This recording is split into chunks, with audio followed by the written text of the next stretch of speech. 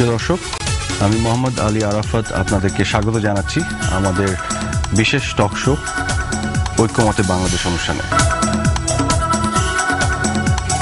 আজকে আমাদের যে বিষয় নিয়ে আমরা নির্ধারণ করেছি এবং আলোচনা করব সেটি হচ্ছে নারী এবং মানবাধিকার। আপনারা জানেন যে সামাজিকভাবে, অর্থনৈতিকভাবে এবং রাজনৈতিকভাবে বিভিন্ন পর্যায়ে মানবাধিকার লঙ্ঘনের ঘটনাগুলি ঘটছে এবং ঘটে থাকে আমাদের সমাজে, এবং নারী হিসেবে নারীদের ক্ষেত্রে বিশেষ করে একেবারেই খোলামেলাভাবে আমরা এই মানবাধিকার লঙ্ঘনের বিষয়গুলি দেখি এবং কোথায় জানি যে আমরা এগুলোকে মেনে নিচ্ছি, অ্যাকসেপ্ট করে নিচ্ছি। কাজে এই বিষয় নিয়ে আমাদের রুখে দাঁড়ানোর প্রয়োজন এবং আলোচনার মধ্য দিয়ে সেই প্রতিবাদগুলি উঠে আসা প্রয়োজন এবং যথাযথ ব্যবস্থা নেয়ার খুবই জরুরি বলে আমরা মনে করি। তো এই বিষয় নিয়ে আজকে আমরা আলোচনা করব। আজকে আমাদের সাথে আলোচনায় আছেন অধ্যাপিকা অপু উকিল এমপি, সাধারণ সম্পাদক বাংলাদেশ যুব মহিলা লীগ, আপনাকে স্বাগত জানাচ্ছি।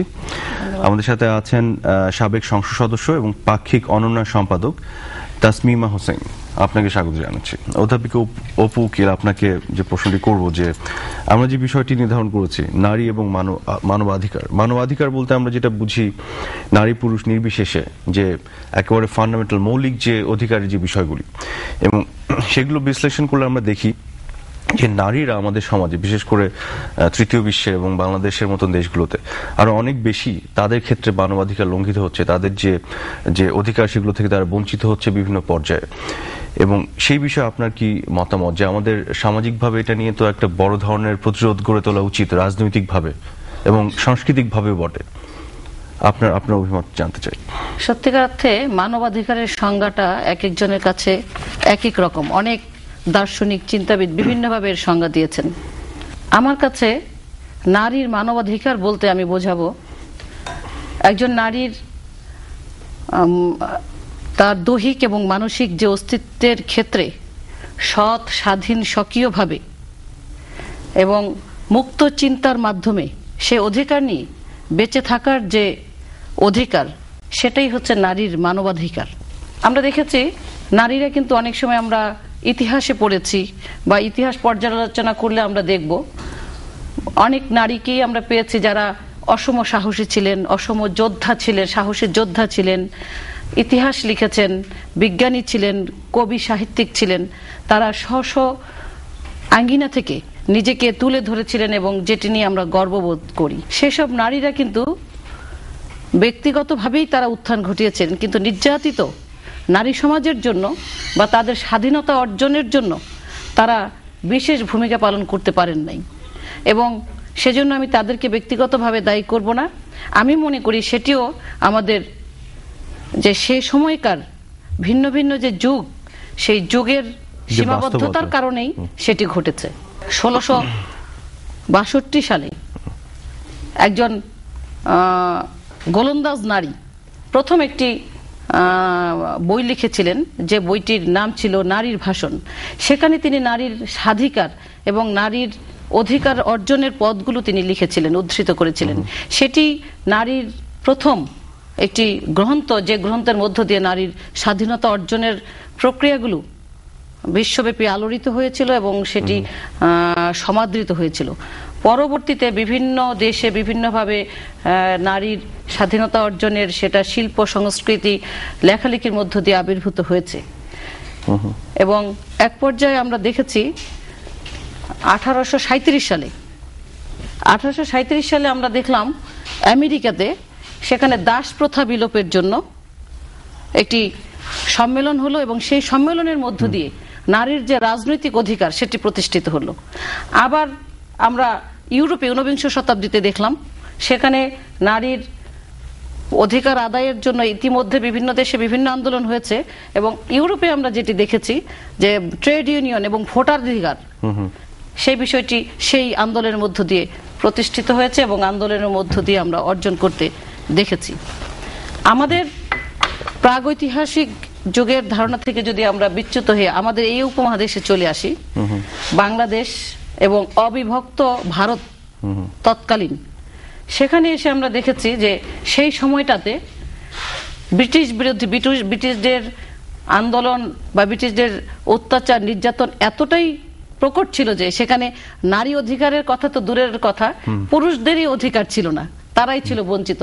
এবং যে কারণে নারী পুরুষ উভয়ই এসে একই মোহনায় মিলিত হয়ে একই সংগ্রামে তার আবির্ভূত হয়েছে। এবং যেটি আমরা দেখেছি ইলা মিত্র, প্রীতিলতা ওয়াদ্দেদার যে সশস্ত্র বিপ্লবের মধ্য দিয়ে ব্রিটিশদেরকে অস্ত্র চালনা করেছে, এবং এটি কিন্তু তখন সে নারী অধিকারের কথা বলেনি, সে বলেছে জাতীয় সংগ্রামের কথা।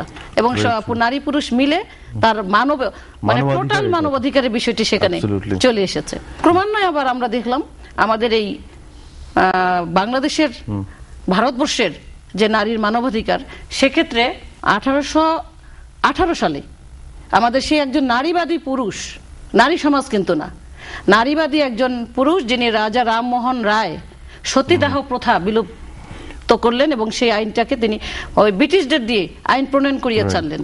এবং তার পরবর্তীতে 1850-এর দশকে আবার ঈশ্বরচন্দ্র বিদ্যাসাগর, তাকে আমরা দেখেছি, যিনি নারীদের বিধবা বিবাহ আইন সেখানে নিয়ে গেছেন এবং স্কুল প্রতিষ্ঠা করেছেন নারীদের শিক্ষার জন্য, নারীদেরকে এগিয়ে নেওয়ার জন্য। এবং ক্রমান্বয়ে ধীরে ধীরে 1800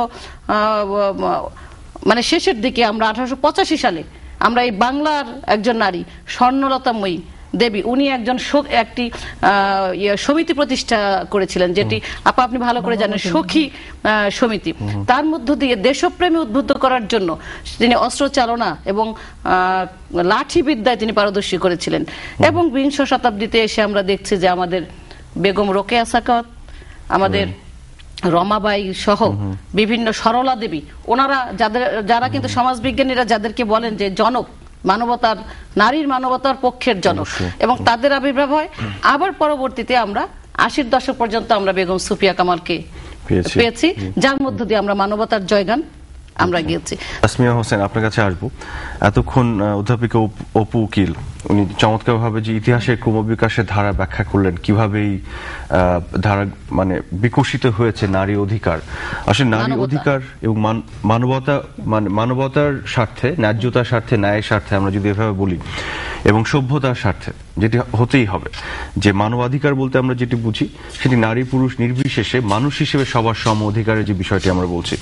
এবং আমরা ইতিহাসের এই ব্যাখ্যাগুলি শুনে আমরা দেখলাম যে প্রত্যেকটি টার্নিং পয়েন্ট আছে ইতিহাসে, এবং আমরা এগিয়ে গেছি। তো আজকে এসে তো আমাদের আরো এগিয়ে যেতে হবে, কথা ছিল এবং আরো এগিয়ে যেতে হবে। এবং এই আরো এগিয়ে যাওয়ার জন্য এখনো তো অনেক কাজ আছে। আপনি কি বলবেন এই বিষয়ে? চিরদিনই নারীরা কিন্তু পুরুষের পাশাপাশি তাদের কাজ করে এসছে।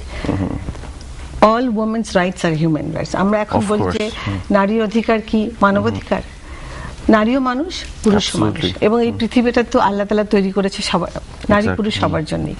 কাজে সেখানে ভাগ করেছে কারা সেটা দেখতে হবে। এবং যখন অপু বলছিল যে ইতিহাসের কথা, যুগে যুগে নারী তার প্রয়োজনেই বেরিয়ে এসছে, মানুষ সেই সমাজটাকে বিভক্ত করেছে, নারীকে ভিতরে রেখেছে, পুরুষরা এগিয়ে এসছে সময়ের জন্য কোনো একটা পরিস্থিতি। কিন্তু প্রাগৈতিহাসিক যুগে যখন কৃষির প্রথম উদ্ভাবন হয়, সেটা তো নারী করেছে। কাজে সেদিক থেকে দেখলে নারীর প্রয়োজন তো অনস্বীকার্য। এবং নারীর যদি প্রয়োজন থাকে পুরুষের জীবনে, মানুষের জীবনে, মানবতার জীবনে এবং সভ্যতার প্রয়োজনে, তাহলে নিশ্চয়ই নারী পুরুষ সমানভাবে অগ্রসর হতে হবে, এবং দুজনের অধিকারকে আমাদেরকে সংরক্ষিত রাখার একটা ব্যবস্থা করতে হবে। আর আজকের এই যুগে এসে যখন প্রযুক্তির জয় জয়কার, যে কোনো একটা খবর যে কোনো জায়গায় হলে আমরা পেয়ে যাচ্ছি, তখন যদি দেখি যে বাংলাদেশের একটা নারী নীতি নিয়ে, সামান্য নীতি নিয়ে কিছু ধর্মীয় ব্যক্তি সেটাকে নিয়ে হুঙ্কার করছে, সেটা কিন্তু অত্যন্ত লজ্জার ব্যাপার। তাও আবার মানুষকে বিভ্রান্ত করে। এখানে আমরা একটা স্পষ্টভাবে আমাদের একটা জিনিস বোঝা দরকার যে মুসলিম অথবা অমুসলিম যে কোনো সমাজে, এখন সকল সমাজে নারীর ন্যায্য অধিকারটা এখন হিউম্যান রাইট, মানবাধিকার হিসাবেই কিন্তু স্বীকৃত হয়েছে। জাতিসংঘের সার্বজনীন মানবাধিকার সনদ সহ সকল আন্তর্জাতিক দলিলে কিন্তু নারীর যে এটা সমাধিকার, এটা স্বীকৃত হয়েছে, এবং অনেক দেশ আমরা সেটাতে সেই সনদে সই করে এসেছি, আমরা স্বীকার করে এসেছি। কাজে এটাকে আমরা এখন আর অস্বীকার করার কোনো স্কোপ নেই। কাজে আমাদের এসব দিক থেকে পিছিয়ে হটে গিয়ে যদি আমরা মনে করি যে ধর্মকে ব্যবহার করে আমাদের একটা এক্সকিউজ হবে, সেটার কিন্তু আজ আর কোনো অবকাশ নেই। তারপরে সবচেয়ে বড় যে জিনিসটা আমি গুরুত্ব দিতে চাই, যে আজকে হচ্ছে অর্থনীতি, এই দুনিয়াটা কিন্তু এখন একটা বিজনেস ওয়ার্ল্ড, ইকোনমিকের উপরে সবকিছু একটা দেশকে বাস্তবে তার অর্থনীতির প্রগতি উন্নতির উপরে নির্ভর করে, এবং সেখানে রিসোর্স মানে আমাদের সম্পদটা কি? বাংলাদেশে একমাত্র সম্পদ হচ্ছে মানব সম্পদ। সেই মানব সম্পদের অর্ধেক নারী, অর্ধেক পুরুষ। কাজে এই সম্পদটাকে আমাকে প্রপারলি ইউটিলাইজ করতে হবে, এবং সেটা ইউটিলাইজ করতে হলে সেখানে সেইভাবেই তৈরি করতে হবে আমাদের সম্পদ। আপনি যেটি বললেন যে ইকোনমিক পার্সপেক্টিভ, ভেরি ট্রু, কিন্তু একই সাথে নৈতিক দিক থেকে আমরা যে সভ্য পৃথিবীর সভ্য সমাজের সাথে সংযুক্ত হতে চাই, মানবাধিকারের মানদণ্ডে নারীর যে অধিকার সেটাকে খণ্ডিত করে শুধু নারী নারী বলে সে তাকে বঞ্চিত করে আমরা কি হতে পারি? আপনি বলছেন কেন আমরা চাই? আমরা কারা? আমরা চাই না। আপনি যেতে পারেন, আমি চাই না, অপু চায় না। এই আমরা কথাটা কিন্তু একটা আমাদের মধ্যে কেউ কেউ চায় না। কিছু মানুষ যাদের স্বার্থ আছে, যারা রাজনীতিটাকে অন্যদিকে ধাবিত করতে চায়, যারা মানুষের ইচ্ছাটাকে তার নিজের স্বার্থ চরিতার্থ করতে চায়, কিছু অন্যায় কিছু অবিচার দেশ সমাজে স্থাপিত করে তাদের শক্তিকে প্রতিষ্ঠিত করতে চায়, তারা এই সুযোগটা নেবে। যে কোনো সুসভ্য মানুষ, নারী পুরুষ নির্বিশেষে সবারই এই প্রতিরোধের মধ্যে, আন্দোলনের মধ্যে থাকা। আপনি আছেন আজকে এখানে এসেছেন কার জন্য? আমি ন্যায়ের স্বার্থে, ন্যায্যতার স্বার্থে। আপনি এই পৃথিবীতে জন্ম নিয়েছেন আমার জন্য, আপনার বোনের জন্য, আপনার মায়ের জন্য। আপনার সন্তানকে আপনি নিয়ে আসবেন কার মাধ্যমে? একটা সুন্দর জীবন দিব। বঙ্গবন্ধু এই দেশটা কার জন্য করেছিল? আপনার জন্য, আমার জন্য, সবার জন্য। এবং সেই দেশকে সুন্দর করে দিতে হলে সবার অধিকার আমাদেরকে স্থাপিত করতে হবে। আমি আবার আসতে চাই অধ্যাপিকা অপু উকিল এমপি আপনার কাছে, যে এই যে আমরা যেটি বললাম যে ইকোনমিক একটা বিষয় তো আছেই, এর বাইরে যে ন্যায্যতা, সভ্যতা, নীতি নৈতিকতার যে বিষয়টি এখানে আমরা বলছি, সেখানে আজকে বাংলাদেশের সমাজ কাঠামোই আমরা দেখছি যে আমরা সবাই এক হতে পারছি না কোথায় জানি। আমি যখন বলেছি যে আমরা যে চাই, তাসমিমা হোসেন বললেন আমরা বলতে কারা? এখানে অনেকেই আমরা আমাদের মধ্যে আছে যারা চায় না। এখানে আমাদের করণীয় কি? আমাদের তো এই নৈতিকতার স্বার্থে তো এগিয়ে আসা এবং একত্রিত হওয়ার প্রয়োজন আছে। আপনি কিভাবে মনে করেন আমাদের এগিয়ে যাওয়া উচিত? আন্তর্জাতিক মানবাধিকার সনদে বলা হয়েছে যে অর্থনৈতিক অবস্থান, ধর্ম, বর্ণ, গোষ্ঠী নির্বিশেষে সকল মানব সন্তান সমান অধিকার ভোগ করবে এবং বিষয়বস্তুর দিক থেকে সেটি হবে সার্বজনীন। জাতিসংঘ এই মানবাধিকারের ব্যাপারে একটি বিশেষ গুরুত্বপূর্ণ ভূমিকা পালন করেছে, এবং এই তারই ধারাবাহিকতায় সিডো সনদ, যেটি আমাদের নারীদের একজন পূর্ণাঙ্গ নারী হিসেবে বেঁচে থাকার অধিকারের একটি দলিল, সেই সিডো সনদের উপর ভিত্তি করে নারী নীতি প্রণীত হয়েছে। নারী নীতি 2011, এর আগে 97 নারী নীতি প্রণীত হয়েছিল, সেটি আবার বন্ধ করে রাখা হয়েছিল, আবার 2011-তে নারী নীতিটি প্রণীত হয়েছে। আমি সরাসরি বলতে চাই আপা, রাগ ঢাক করে না, এই নারী নীতির বিরোধিতা করছেন বিএনপি জামাত জোট, এবং বেগম খালেদা জি একজন নারী। আমি শ্রদ্ধার সঙ্গে তাকে বলতে চাই, আমরা তার কাছে আশা করেছিলাম তিনি এই নারী নীতিটির পক্ষে, টোটাল নারী সমাজের পক্ষে এসে বলবেন যে আমি এই উগ্র এই নারী নীতিটির পক্ষে এসে তিনি আমাদের সঙ্গে থাকবেন, কথা বলবেন। নারী সমাজ আশা করেছিল। আমি না একজন রাজনৈতিক কর্মী, একজন সাধারণ নারীও সেটি আশা করেছিল, কারণ এটি কোনো রাজনৈতিক, কোনো ধর্মীয়, কোনো বিশেষ মহলের জন্য নীতি না, সমগ্র নারী সমাজের জন্য একটি দলিল। এই নীতিতে কি আছে? আপা যে কথাটি বললেন, একটি মহল, সে মহলটি কারা? সেই মহলটি ওই মহল যারা বিগত দিনগুলোতে বোমা নিক্ষেপ করেছে, গ্রেনেড ছুঁড়েছে, আমার মা বোনদের রক্তাক্ত করেছে, সংখ্যালঘু নারীদের নির্যাতন করেছে, সেই গোষ্ঠী, সেই ধর্মীয় জঙ্গিবাদী গোষ্ঠী, এই আমিনীরা আবার লম্ফজম্প করছে, তারা আবার জঙ্গিবাদ প্রতিষ্ঠা করতে চায়। সে কারণে তারা নারী নীতি মানতে চায় না। তারা যে নারী নীতির অপব্যাখ্যা করছে, সেই ধারা দুটি এখানে আছে। ধারা দুটি কি?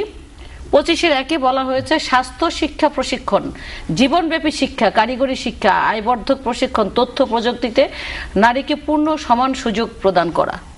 এটি তো 72 সালে সংবিধানেও আছে।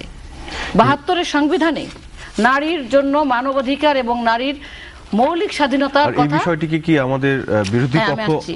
বিরোধিতা করতে চান? তাহলে হ্যাঁ। ওনারা খুলে বলুন যে আমরা এই বিষয়টিকে না, ওনারা বিপক্ষে কি দাঁড়াতে চাই। বিষয়টিতে আসছে, এটি তো আমাদের ৭২-এর সংবিধানে পরিষ্কারভাবে বলা হয়েছে। ৭২-এর সংবিধানে বলা হয়েছে নারীর মানবাধিকার এবং মৌলিক স্বাধীনতার কথা। সেই মৌলিক স্বাধীনতাটি আবার নারী নীতিতে এসেছে। নারী নীতিতে এখানে স্বাস্থ্যের কথা বলা হয়েছে, শিক্ষার কথা বলা হয়েছে। তারা স্বাস্থ্য নীতি মানতে চায় না, শিক্ষানীতি মানতে চায় না। শিক্ষানীতিতে কি আছে? শিক্ষানীতিতে আছে সেখানেও নারীকে সম্পৃক্ত করে উন্নয়নের জন্য সেখানে বলা হয়েছে। একটি জায়গায় আমার পড়তে ভালো লাগে শিক্ষানীতিটি, এবং আমি গৌরবের সঙ্গে এটা বলি যে এটা প্রজন্ম থেকে প্রজন্ম এই নীতিটি যদি লালন করে, ধারণ করে, এই শিক্ষানীতিটি আমাদের সমাজ ব্যবস্থা কোথায় এগিয়ে যাবে। এবং সেখানে বলা হয়েছে নারীকে রিপ্রোডাক্টিভ হেলথ এই বিষয়টি অধ্যয়নের জন্য শিক্ষানীতিতে বলা হয়েছে, যে বিষয়টি কোনোদিন কোনো সরকার অনেক দেশেই সেটিকে বিবেচনায় আনেনি, অথচ মাননীয় প্রধানমন্ত্রী সেইখানে চলে গিয়েছেন। এবং উচ্চ শিক্ষার জন্য শিক্ষানীতিতে উচ্চ শিক্ষার জন্য নারীদেরকে বিশেষ ঋণের ব্যবস্থা আছে। আবার নারী নীতিতে বলা হয়েছে উপার্জন, তারা যে কথাটি নিয়ে বারবার গলা করে এই বিকৃত করে বলে, উপার্জন, উত্তরাধিকার, ঋণ, ভূমি ও বাজার ব্যবস্থাপনার মাধ্যমে অর্জিত সম্পদের ক্ষেত্রে নারীর পূর্ণ নিয়ন্ত্রণের অধিকার প্রদান করা। আমি একজন নারী, আমার উপার্জিত সম্পদ, সেখানে আমার অধিকার থাকবে না? সেটি ভোগ করবে কে? সেই অধিকার আমাকে সরকার দিবে না? অবশ্যই দিবেন। মাননীয় প্রধানমন্ত্রী জননেত্রী শেখ হাসিনা নারী বান্ধব নীতি প্রণয়ন করেছেন, সেটি জাতির জনক বঙ্গবন্ধুও করেছিলেন।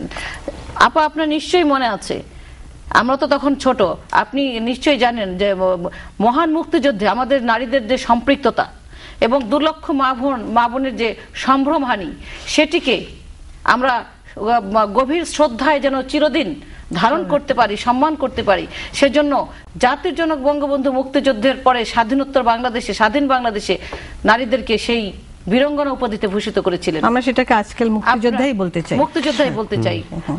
এবং আরো করেছিলেন বেগম, আমি এই প্রসঙ্গে বেগম ফজিলাতুন্নেসা মুজিব, বেগম মুজিব, তাকে আমি স্মরণ করতে চাই। তিনি সেই নির্যাতিত নারীদেরকে 10টি নির্যাতিত নারীকে এনে তার ব্যক্তি উদ্যোগে তিনি বিয়ের ব্যবস্থা করেছিলেন।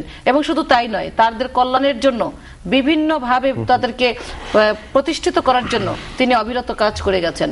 তারই কন্যা মাননীয় প্রধানমন্ত্রী জননেত্রী শেখ হাসিনা, তিনি আজকে 97 ক্ষমতায় এসে নারী নীতি প্রণয়ন করেছিলেন, নারীদেরকে বিভিন্ন সুযোগ সুবিধা দিয়েছেন, যেটি আর কোনো সরকার দেয়নি। আপা নির্দ্বিধায় বলতে পারবেন, বুকে হাত দিয়ে কেউ বলুক। আমি তো বেগম খালেদা জিয়া এর আগে মাননীয় প্রধানমন্ত্রী ছিলেন 90-তে, কিন্তু তিনি কি করেছেন আর মাননীয় প্রধানমন্ত্রী কি করেছেন? সমাজের প্রতিটি জায়গায় নারীদেরকে সম্পৃক্ত করেছেন।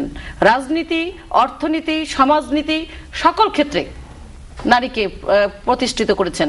এবং তারই ধারাবাহিকতায় এখন এসে আমরা দেখি যে নারীরা অনেক দূর আমরা এগিয়ে গেছি। আমরা যে বলি গর্ব করে নারীরা রাজনীতিতে আছে, নারীরা আজকে অর্থনীতিতে আছে, সমস্ত জায়গায় আমরা নারীদের নির্ভয় পদার্চনা যে লক্ষ্য করছি, তার সকল কিছুর জন্যই তা অবদান আমি মাননীয় প্রধানমন্ত্রী জননেত্রী শেখ হাসিনার।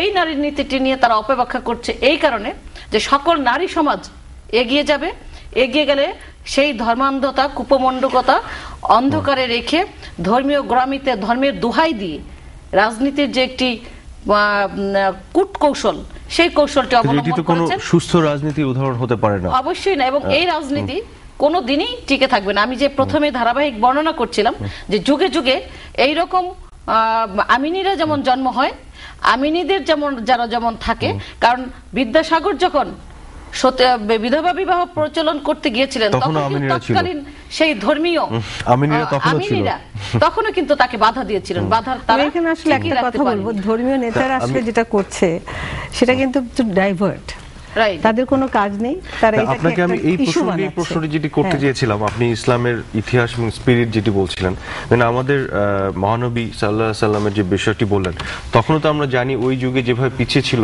নারীরা। স্ত্রীর কথাটাই আপনি একটু যদি স্মরণ করেন, সেটি তো আছেই। তারপর উনি যেভাবে ওই সমাজে ওই বাস্তবতায় নারীদেরকে এগিয়ে নিয়ে যাওয়ার জন্য যে ব্যবস্থাগুলি উনি গ্রহণ করলেন, সেইখান থেকে যদি সেই স্পিরিটটা আমরা নেই, তার মানে আমাদের সময়ের সাথে আরো এগিয়ে যাওয়ার বিষয় আছে। ওই সমাজে তো অ্যাকসেপ্ট করেনি, ওই সমাজে পিছিয়ে থাকা মানুষগুলো টেনে ধরে রেখেছিল। কিন্তু মহানবী কিন্তু এগিয়ে নিয়ে যাওয়ার জন্য যে প্রচেষ্টা ওনার ছিল, সেই প্রচেষ্টা, সেই স্পিরিট থেকে আজকেও আমাদের থাকা উচিত, যে প্রচেষ্টা আমরা ইসলামের পক্ষের প্রচেষ্টা বলবো। কাজে আজকে আমিনীরা কি ভূমিকা পালন করছে? আপনি যে একটা কথা বলছেন বারবার, আমরা কিন্তু আমিনীদেরকে একটু বেশি ইম্পর্টেন্স দিচ্ছি। ওরা কি বলছে না বলছে, সত্যি কথা বলতে আমার সত্যি কথা আমি একটুকু তোয়াক্কা করি না ওরা কি বলছে। ইট ডাজন্ট ম্যাটার, একদমই না। কাজে ওরা কি বলছে, যা ইচ্ছা তাই বলুক, আমাদের কাজ আমরা করে যাব। কারণ একটা সভ্য জাতি, আমরা একটা শিক্ষিত সমাজ, আমাদের এগিয়ে যেতে হবে। আমাদের দেশের সমস্ত আমাদের যে মানব সম্পদকে এগিয়ে নিয়ে যেতে হবে। কিছু সংখ্যক লোক, গুটি কয়েক হাতে গোনা অশিক্ষিত লোক, যারা ধর্মগ্রন্থটি ঠিক মতন পড়েছে কিনা আমি জানি না, তারা এই নারী নীতিতেও পড়ে দেখেনি। তারা বিরোধিতা করতে হবে, বিরোধিতা করলে রাজনীতিতে একটু টেলিভিশনে ওদেরকে দেখাবে, আমি যতটুকু মনে করি সেইটাকে পুঁজি করে তারা এগিয়ে এসছে। তার সাথে বিএনপি যদি জয়েন করে থাকতে পারে, এটা একটা খুব সুন্দর জিনিস। ধর্ম ব্যবসা নিয়ে, যারা ধর্মকে নিয়ে ব্যবসা করে, তারা প্রতিটি কাজই ধর্মকে ব্যবহার করতে পারে, তাতে কিছু যায় আসে না। ধর্ম আমার নিজের জিনিস, ধর্ম আমি বুকে ধারণ করি, ধর্ম আমার সাথে আছে, আমার ধর্ম আমি মানি, কোনো কিছু যায় আসে না। বাংলাদেশের রাষ্ট্রীয় ধর্ম ইসলাম, এখানে আরো অনেক ধর্মের লোক আছে, তারা প্রত্যেকেই নিজের ধর্মকে সমভাবে যেন পালন করতে পারে, সেদিকে আমাদের সরকার লক্ষ্য রাখে এবং রাখছে। সেটাই আমাদেরকে, আমার ক্ষমতা, আমার যে অধিকার সংবিধান দিয়েছে, সেই অধিকার আমাকে প্রতিষ্ঠিত করতে হবে। আজকের বর্তমান সরকার ক্ষমতায় এসে নারী নীতি যেটা করেছে, আমি বলবো না যে আমি খুব খুশি এটাতে। এটা একটা নীতি, এটা একটা পলিসি, এটা তো আইন না। আমাদের আরো এগিয়ে যেতে হবে, এবং এখানে অনেক কিছু অস্পষ্ট আছে, সেটা নিয়ে কোনো কথা নেই।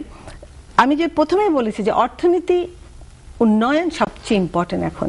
কাজে জাতীয় অর্থনীতির সকল কর্মকাণ্ডে নারীর সক্রিয় সমাধিকারের জন্য, যে তুমি যেটা বললে 23.2, 23.5, আর যে আরেকটা যে 25-এর 2, এইগুলো খুব ইম্পর্টেন্ট। আরেকটি কথা, আপনি তো 2004-এ যে বিএনপি জামাত জোট একটা নারী নীতি করেছিল, সেই নারী নীতিটি আর এই নারী নীতিটির মধ্যে কোনো মানে দুটো জায়গায় পার্থক্য আছে? বেশি তফাৎ কোনো পার্থক্য নেই, সেখানে শুধু উত্তরাধিকার সম্পত্তি, এই কথাটা আমি ছাড়া আর কোথাও কোনো পার্থক্য নেই। তাহলে ওই সময় আমিনীরা কোথায়? এটা আমি বলছি যে এটা পড়েনি, তারা একটা ইস্যুকে ইস্যু করার জন্য করছে। কিন্তু সত্যি কথা বলতে এই নীতিটি নিয়ে আরো অনেক আলোচনা আছে, এবং এটা আরো পরিষ্কার হতে হবে। তারা পড়েনি এটাই বা বলবো কি করে? পড়েও করতে পারে, তাদের অন্য অসুস্থ, তাদের যে কমেন্ট, এই কমেন্টটাতে ওরা এতই ভয় পেয়ে গেল। তারও তো স্ত্রী আছে, তারও তো কন্যা আছে, তারাও তো পড়াশোনা করে। তারা যদি সম্পদ পায় না, আমিনি তার মেয়েকে যে সম্পদ দিবে, সেটা যদি তার জামাই না দিয়ে নিজে, তখন তার কি অবস্থাটা হবে? প্রিয় দর্শক, আলোচনা এই পর্যায়ে আমরা একটি প্রতিবেদন দেখব এই বিষয়টি নিয়ে। যুগ যুগ ধরে নারী ও পুরুষের বৈষম্য দূরীকরণে জাতীয় ও আন্তর্জাতিকভাবে নানা পদক্ষেপ গ্রহণ করা হয়েছে। নারীর অধিকার সংক্রান্ত প্রথম কয়েকটি দলিল গ্রহণ করেছিল আন্তর্জাতিক শ্রম সংস্থা। 1902 সালে গৃহীত হেগ কনভেনশনেই প্রথম আন্তর্জাতিক দলিল, যাতে নারীর অধিকারকে সুনির্দিষ্টভাবে চিহ্নিত করা হয়েছে। 1919 সালে সম্মিলিত জাতিপুঞ্জে যে সনদ গ্রহণ করে, তাতেও নারীর অধিকারের বিষয়ে বিশেষভাবে গুরুত্ব দেওয়া হয়েছে। 1945 সালে গঠিত হয় নারীর মর্যাদা বিষয়ক commission on the status of the women. 1948 সালে স্বীকৃতি পায় সর্বজনীন মানবাধিকারের ঘোষণা। 1960 থেকে 1970 সাল পর্যন্ত সময়ে কিছু মৌলিক পরিবর্তন ঘটে জাতিসংঘ নামে প্রতিষ্ঠানটির ভেতর। উন্নত দেশ ও অনুন্নত দেশ এর অর্থনৈতিক বৈষম্য, যা কিনা প্রত্যক্ষ ও পরোক্ষভাবে নারী এবং পুরুষের আর্থসামাজিক বৈষম্যকে প্রভাবিত করে, তা নিয়ে দ্বন্দ্ব, বিতর্ক, আলোচনার মধ্য দিয়ে নারীর আইনগত সমতার অধিকার গুরুত্ব পেতে থাকে। মানুষকে বিভ্রান্ত না করে যদি আমরা জাতিকে উন্নতির চরম শিখরে নিতে চাই, অবশ্যই আমাদের এই অবহেলিত যারা নারীদের নানাভাবে বঞ্চনা এবং নানা নির্যাতন শিকার হচ্ছে, তাদের জন্য সরকার যদি একটি নীতি প্রণয়ন করে থাকে এবং সেই নীতিটি নারীর অধিকারকে যদি নিশ্চিত করতে চায় এবং তার মধ্যে যদি কোরআন সুন্নাহ বিরোধী কোনো কথা না থাকে, তাহলে আমি যারা এটিকে নিয়ে রাজনীতি করার চেষ্টা করছেন তাদের প্রতি অনুরোধ রাখবো, আপনারা রাজনীতি করে দেশকে আর পিছনের দিকে দিবেন না। আমরা সামনের দিকে অগ্রসর হতে চাই, আমরা সকল ভালো কাজকে সাধুবাদ জানাতে চাই, এবং যদি অন্যায় কিছু থাকে সেটারও আমরা প্রতিবাদ করতে চাই। নারী অধিকার নিয়ে আলোচনা ও অধিকার বাস্তবায়ন পর্যালোচনাকে ভিত্তি করে 1995 সালের সেপ্টেম্বরে চীনের বেইজিংয়ে অনুষ্ঠিত হয় ৪র্থ বিশ্ব নারী সম্মেলন। এতে 12টি ক্ষেত্রকে চিহ্নিত করা হয়েছে। 7 মার্চ জাতীয় নারী উন্নয়ন নীতি 2011-র খসড়া অনুমোদন করেছে মন্ত্রিসভা। প্রস্তাবিত নারী নীতিতে নারীর মানবাধিকার ও মৌলিক স্বাধীনতা নিশ্চিতকরণের পাশাপাশি শিক্ষা, প্রশিক্ষণ, ক্রীড়া, সংস্কৃতি ও জাতীয় অর্থনীতির সকল কর্মকাণ্ডে নারীর অংশগ্রহণ ও সম অধিকার নিশ্চিতকরণ, দারিদ্র্য দূরীকরণ, অর্থনৈতিক সমতায়ন, কর্মসংস্থান এবং রাজনৈতিক ও প্রশাসনিক সমতায়ন সহ বিভিন্ন বিষয় অন্তর্ভুক্ত করা হয়েছে। বর্তমানে নারী নীতিতে মেয়েদের পিতার সম্পত্তিতে উত্তরাধিকার সম্পত্তির কথা বলা হয় নাই, কিন্তু তারপরে দেখা যাচ্ছে যে বিভিন্ন মহল বিভিন্নভাবে এটাকে এটা নিয়ে বিভিন্নভাবে বিভিন্ন রাজনীতি হচ্ছে। আসলে বর্তমানে আমরা নারী নীতিতে কি আছে এটা আমরা আসলে কেউ ঠিক মতো পড়ে দেখতেছি না। সবার একটা হালকা হালকা ধারণা, সবাইকে দেখলে বোঝা যাবে এই নীতি নিয়ে বিভিন্নজন বিভিন্ন প্রকার মন্তব্য করতেছে। কেউ বলতেছে ইসলাম বিরোধী, কেউ বলতেছে যে আল্লাহ বিরোধী আইন, কেউ বলতেছে যে এটা হচ্ছে বিভিন্ন বিরোধী। আসলে যে এটাতে কি আছে এটা আমরা সরকার এটা পুরোপুরি ক্লিয়ার করতে পারতেছে না আমার মনে হয়, আর বিরোধী দল এটা ঠিকমতো ক্লিয়ার করতেছে না, এবং যারা এটা নিয়ে যারা মাঠে নামতেছে আমার মনে হয় যে তারা ব্যাপারটা ক্লিয়ার না যে আসলে তারা কি বলতে চাচ্ছে, তারা কি করতে চাচ্ছে। নারী উন্নয়ন নীতিমালার 23-5 ও 25-2 ধারায় কোরআন বিরোধী কোনো কথা নেই। 23-5 ধারায় সম্পদ বলতে কোনো উত্তরাধিকার সম্পদকে বোঝানো হয়নি। 25-2 ধারায় উত্তরাধিকার হিসেবে নারী যে সম্পত্তি অর্জন করেন সেই অর্জিত সম্পত্তির ওপর পূর্ণ নিয়ন্ত্রণের কথা বলা হয়েছে। আজকের যুগে পেছনের দিকে যাওয়ার কোনো অবকাশ নেই, তাই নারী সমাজের তথা মানব উন্নয়নের স্বার্থে বৈষম্যমূলক আইন সংস্কার বা বাতিল করা প্রয়োজন।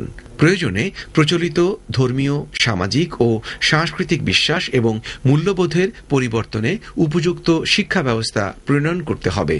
পারিবারিক ও কর্মক্ষেত্রে নারীর প্রতি বৈষম্য দূর করতে হবে। আর এক্ষেত্রে অগ্রগতি অর্জনের জন্য সিডো সনদ একটি শক্তিশালী হাতিয়ার। তাই সিডো সনদ বাস্তবায়ন ও কার্যকর এখন সময়ের দাবি, আর এটি কার্যকর করতে সবার ঐক্যমত প্রতিষ্ঠা খুবই জরুরি। প্রিয় দর্শক, আপনারা আমাদের প্রতিবেদনটি দেখলেন। আমরা একেবারে শেষ পর্যায়ে অনুষ্ঠানে আপনার শেষ মন্তব্যটি নিব। শেষ কথা বলবো যে নারী নির্যাতনের বিরুদ্ধে, নারীর মানবিকতাকে তুলে ধরার বিরুদ্ধে আমরা নারী পুরুষ নির্বিশেষে সকলেই ঐক্যবদ্ধ মিলিতভাবে তাদের হা বলবো, নারী নির্যাতনকে না বলবো। এই আমিনীদেরকে প্রতিহত করার জন্য আমরা সকল নারী সমাজ একত্রিত হয়ে একসঙ্গে সোচ্চার হয়ে আমরা এটা প্রতিবাদ করব। এবং নোবেলবিজয়ী অমর্ত্য সেন যে কথাটি বলেছেন, তিনি বলেছেন নারীরা শুধু উন্নয়নের লক্ষ্যবস্তুই নয়, তারা উন্নয়নের চাবিকাঠি, তারাই উন্নয়ন করে। তো সেটি আমিনীদের মনে রাখতে হবে। দেশের উন্নয়নের জন্য, সমাজের উন্নয়নের জন্য, এগিয়ে যাওয়ার জন্য নারী সমাজকে সম্পৃক্ত করতে হবে। সেই ধারাকে বিচ্যুত করতে এরা যদি সোচ্চার হয়, মাঠে এই নোংরামি ছড়ায়, সকল নারী সমাজ ঐক্যবদ্ধ হয়ে আমরা তাদেরকে প্রতিহত করব। চমৎকার করে বলেছেন। প্রিয় দর্শক, আপনারা আমাদের আলোচনা শুনলেন। আমরা আলোচনা একেবারে শেষ পর্যায়ে ডক্টর অমর্ত্য সেনের উদ্ধৃতি দিয়ে অপু উকিল যে বিষয়টি বললেন যে নারীরা উন্নয়নের লক্ষ্য নয়, তারা উন্নয়নের অংশীদার এবং সেই উন্নয়ন যাত্রার কম্পোনেন্ট বা একেবারে ফান্ডামেন্টাল মৌলিক উপাদানও বটে। আসলে এটি তো গেল অর্থনৈতিক দিক থেকে মূল্যায়নের বিষয়টি, এবং যেটি আমাদের করতেই হবে, কারণ সমাজের অর্ধেক নারী অর্ধেক পুরুষ, এবং সবার সম্মিলিত প্রয়াসে দেশকে, সমাজকে অর্থনৈতিকভাবে এগিয়ে নিয়ে যেতে হবে। কিন্তু একই সাথে সমাজে অর্থনৈতিক উন্নয়নের সাথে আমি ব্যক্তিগতভাবে যে বিষয়টি বিশ্বাস করি যে মূল্যবোধের উন্নয়ন প্রয়োজন, এবং মূল্যবোধের উন্নয়নের স্বার্থে নারী পুরুষ নির্বিশেষে সবার মানবাধিকার নিশ্চিত করা খুবই জরুরি।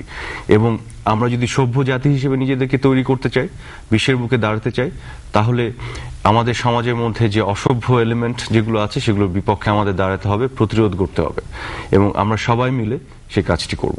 আপনাদের সবাইকে এই অনুষ্ঠান দেখার জন্য ধন্যবাদ।